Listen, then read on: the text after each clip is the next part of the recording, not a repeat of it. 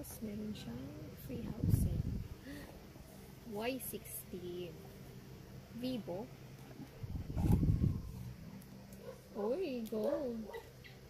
Kulay ginto. Check natin.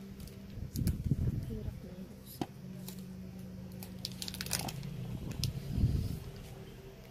Wow naman. Pinalagyan ko na doon ng ano. Ito. Binuksan ko na rin kanina. Pinalagyan ng screen protector. Ito na siya. Ayan. Tapos, ito yung red light. Charger. C-type siya. Tapos, 128 GB ang storage.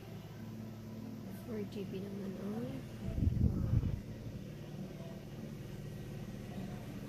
this is Vivo Y60.